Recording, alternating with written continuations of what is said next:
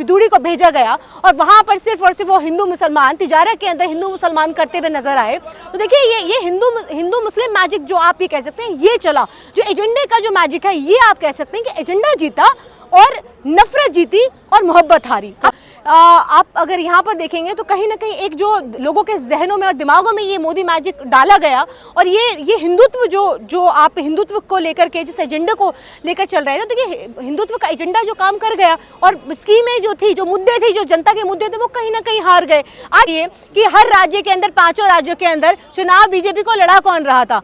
EVM लड़ा रही थी, चुनाव आयोग लड़ा रहा था, आप सीबीआई ईडी लड़ा रही थी। ये तो आप मानेंगे पूरा जो लोकतंत्र का एक जो स्तंभ है वो पूरा का पूरा मोदी जी के साथ खड़ा था। तो चुनाव आयोग से लेकर के जो तमाम ये जो तंत्र है ये किसके साथ खड़ा था? तो हम तो अकेले खड़े थे, अकेले लड़ रहे थे। तो हमने तो हमेशा कहा है कि हम देश से नफरत को मिटाने के लिए लड़ते हैं, हम देश से नफरत को उखाड़ फेंकने के लिए लड़ते हैं। देखिए सत्ता हासिल करना कभी भी कांग्रेस का मकसद नहीं रहा है। कुर्सी हासिल करना सिर्फ और सिर्फ बीजेपी का मकसद है। पूरे देश के प्रधानमंत्री हैं, आप राजस्थान के अंदर 400 रुपए का सिलेंडर दे सकते हैं तो पूरे देश को क्यों नहीं दे सकते? पूछना चाहते हैं कि आज जिस तरीके से आपने ये ऐलान किया, जो स्कीम्स का ऐलान किया राजस्थान के अंदर, तो आप तो पूरे देश के प्रधानमंत्री, आप तो केंद्र के अंदर हैं, लेकिन आपको जहां पर जो कांग्रेस की स्कीम है उसको काटने के लिए वहां पर आपने जो स्कीमों का ऐलान किया, तो देखिए जाहिर है ये लड़ाई जो है ये लड़ाई लंबी लड़ाई है और लंबी लड़ाई हो गई है। एग्जिट पोल देखिए पूरी तरह फिक्स्ड है।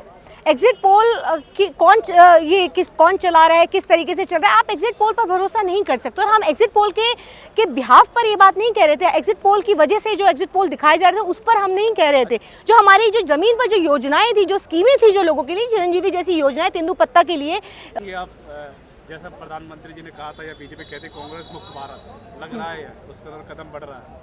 कांग्रेस मुक्त भारत, देखिए जिस तरीके के नतीजे आए हैं अफसोसजनक हैं। 3 राज्यों के अंदर, राजस्थान, मध्य प्रदेश और छत्तीसगढ़ के अंदर जो नतीजे आए हैं वो जाहिर है वो बहुत अफसोसजनक नतीजे हैं।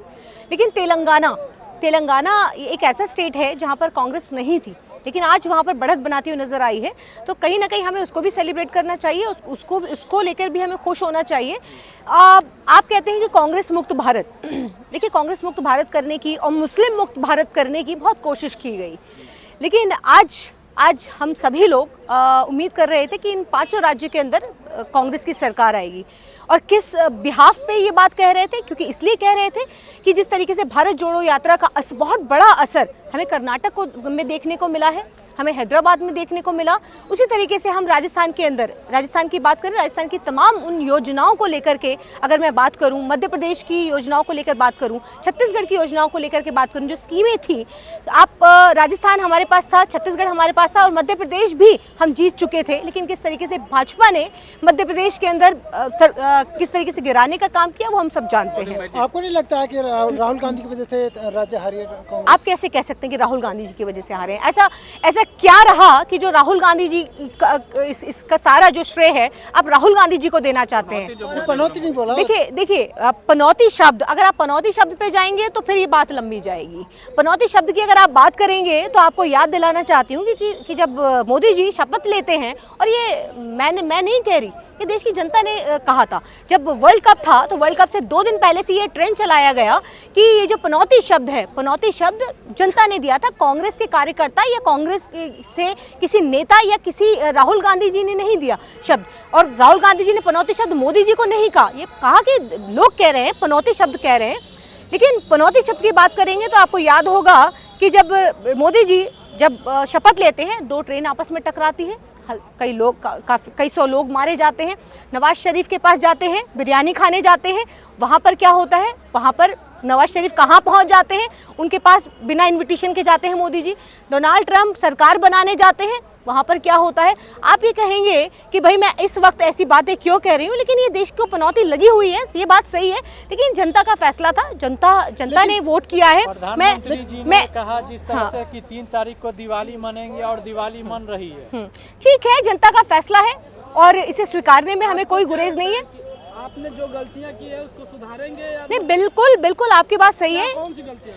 देखिए सबसे बड़ी जो हमारी जो इस पूरे उसमें जो हमारी गलतियां रही हैं, जिसको हमें मुझे लगता है कि हमें सुधारना भी चाहिए और उसको हमें मानना भी चाहिए कि जिस तरीके से राजस्थान, छत्तीसगढ़ और मध्य प्रदेश के अंदर जिस तरीके से टिकटों का वितरण हुआ, वो कहीं ना कहीं बहुत बड़ी नाराज़गी की वजह बना और काफ़ी जो ज़मीनी कार्यकर्ता थे उनको काफ़ी नाराज़गी है इस बात से कि जो उन्होंने काफ़ी मेहनत किया लेकिन उसके बाद उनको टिकट नहीं मिला, कहीं जाति के नाम पर, कहीं किसी के नाम पर। तो बहुत सी ये फैक्टर भी रहा। और दूसरा फैक्टर, बीजेपी की तरफ से कहा गया था कि राहुल गांधी माफी मांगे, उसके बावजूद भी नहीं माना, तो आपको नहीं लगता है देखिए राहुल गांधी तब माफी मांगेंगे ना जब जनता ट्रेंड चला रही है एक्स पर, जनता से आप माफी मंगवाइए। आप जो जनता ये कह रही है, न्यूज़ चैनल वाले जो चला रहे हैं उनसे माफी मंगवाइए। राहुल गांधी ने तो उन्हें उनका नाम ही नहीं लिया। आप देखिए पर क्या बोलेंगे आप, जो इतने दिनों से लगातार दिखा रहा था? एग्जिट पोल देखिए पूरी तरह फिक्स्ड है। एग्जिट पोल की कौन चला रहा है, किस तरीके से चल रहा है, आप एग्जिट पोल पर भरोसा नहीं कर सकते। और हम एग्जिट पोल के बिहाफ पर ये बात नहीं कह रहे थे। एग्जिट पोल की वजह से जो एग्जिट पोल दिखाए जा रहे थे उस पर हम नहीं कह रहे थे। जो हमारी जो जमीन पर जो योजनाएं थी, जो स्कीमें थी जो लोगों के लिए, चिरंजीवी जैसी योजनाएं, तेंदुपत्ता के लिए, पेंशन प्लान जो थे जो गरीबों को लेकर, तेलंगाना के अंदर आप देखिए कि जिस तरीके से ज़मीन और प्लस 5 लाख रुपया भी जिस तरह लोगों को घर मकान बनाने के लिए, केजी से लेकर के पीजी तक की मुफ्त शिक्षा, और नौजवानों को जो कॉलेज के जो स्टूडेंट्स हैं उनको 5 लाख रुपए तक की मदद थी। चिरंजीवी योजना के बाद 400 रुपए में सिलेंडर कहाँ मिल रहा है आप मुझे बताइए। 1100 1200 450 रुपए बोला तो था बीजेपी ने। देखिए बीजेपी राजस्थान के अंदर, क्योंकि राजस्थान के अंदर 400 रुपए का सिलेंडर कांग्रेस सरकार दे रही है, इसीलिए आप 450 रुपए का सिलेंडर राजस्थान के अंदर देंगे। क्या आप सिर्फ राजस्थान के प्रधानमंत्री हैं? आप पूरे देश के प्रधानमंत्री हैं। आप राजस्थान के अंदर 400 रुपए का सिलेंडर दे सकते हैं तो पूरे देश को क्यों नहीं दे सकते? पूछना चाहते हैं कि आज जिस तरीके से आपने ये ऐलान किया, जो स्कीम्स का ऐलान किया राजस्थान के अंदर, तो आप तो पूरे देश के प्रधानमंत्री, आप तो केंद्र के अंदर हैं। लेकिन आपको जहां पर जो कांग्रेस की स्कीम है उसको काटने के लिए वहां पर आपने जो स्कीमों का ऐलान किया, तो देखिए जाहिर है ये लड़ाई जो है, ये लड़ाई लंबी लड़ाई है और लंबी लड़ाई हो गई है। मैजिक की लड़ाई, मोदी मैजिक कहीं ना कहीं भारी पड़ा हर जगह। नहीं, देखिए ऐसा है, आपको लगता है कि विश्व गुरु मोदी जी विश्व गुरु हैं और मोदी मैजिक की आप बात करते हैं। देखिए मुझे मोदी मैजिक पूरे उसमें कहीं नज़र नहीं आया। आप अगर यहाँ पर देखेंगे तो कहीं ना कहीं एक जो लोगों के जहनों में और दिमागों में ये मोदी मैजिक डाला गया, और ये हिंदुत्व जो आप हिंदुत्व को लेकर के जिस एजेंडे को लेकर चल रहे थे, तो देखिए हिंदुत्व का एजेंडा जो काम कर गया और स्कीमें जो थी, जो मुद्दे थे, जो जनता के मुद्दे थे, वो कहीं ना कहीं हार गए। आज सिर्फ और सिर्फ आप इस पर ये कह सकते हैं कि आज जिन स्कीमों को लेकर, क्योंकि कांग्रेस पार्टी नफरत की राजनीति नहीं करती है। आपको मालूम होना चाहिए कि आज जिस तरीके से देश के अंदर महंगाई, बेरोजगारी, जिस तरीके से गिरती अर्थव्यवस्था, गिरता रुपया, मोदी जी कहते थे जिस देश का रुपया गिरता है उस देश के प्रधानमंत्री की इज्जत गिरती है। 15-15 लाख रुपए की बात करते थे, लेकिन आज इन 3 राज्यों के जिस तरीके के जो नतीजे आए हैं, वहां पर सिर्फ जिस तरीके से आप टोंक के अंदर रमेश बिधूड़ी को भेजा गया और वहां पर सिर्फ और सिर्फ वो हिंदू मुसलमान तिजारत के अंदर हिंदू मुसलमान करते हुए नजर आए, तो देखिए ये हिंदू मुस्लिम मैजिक जो आप ये कह सकते हैं ये चला, जो एजेंडे का जो मैजिक है ये आप कह सकते हैं कि एजेंडा जीता और नफरत जीती और मोहब्बत हारी। आप ये कह सकते हैं। कहा यह जा रहा है कि पहले 2019 में चौकीदार चोर बोला राहुल गांधी ने, तो इलेक्शन जीती बीजेपी। अब कहा दिया है पनौती, तो पहले ही विधानसभा और 24 का रास्ता बीजेपी के लिए आसान कर दिया राहुल गांधी। देखिए राफेल को लेकर के जिस तरीके से ये कहा गया कि चौकीदार चोर है, तो देखिए बिल्कुल सही कहा गया। देखिए अगर आप नतीजे जो आ रहे हैं, आप ये कहेंगे कि 3 नतीजे आ गए तो हम ये कहना बंद कर दें कि राफेल घोटाला नहीं हुआ, राफेल स्कैम नहीं हुआ। आप ये कहेंगे कि आज ये देश पनौती कह रहा है और राहुल गांधी जी ने कह दिया कि देश पनौती कह रहा है, तो वो पनौती नहीं साबित होंगे। देखिए हम 1000 बार भी हार जाएंगे ना, तो भी हम अपनी विचारधारा से समझौता नहीं करेंगे। ये राहुल गांधी जी का मैसेज साफ है कि हमारा आरएसएस के साथ समझौता कभी नहीं कर सकते, चाहे हम हमेशा विपक्ष में बैठने का काम करेंगे, लेकिन हम कभी भी हिंदू मुसलमान की राजनीति कभी नहीं करेंगे। राहुल गांधी पर आरोप लगते हैं कि प्रधानमंत्री नरेंद्र मोदी का नाम लेकर वो खुद प्रधानमंत्री का प्रचार करते हैं। देखिए आप ये कहते हैं कि राहुल गांधी पर इल्जाम लगते हैं कि मोदी जी का प्रचार करते हैं। मोदी जी, ठीक है, भाजपा बहुत कुछ कहती है और भाजपा को कहना भी चाहिए, क्योंकि देखिए जाहिर है अपनी साख बचाने के लिए वो कुछ तो कहती है। राहुल गांधी जी को पप्पू भी कहती रही है, पैसा भी खर्चा हुआ है, लेकिन तस्वीर साफ हुई है। भारत जोड़ो यात्रा के बाद तस्वीर साफ हुई राहुल गांधी जी की।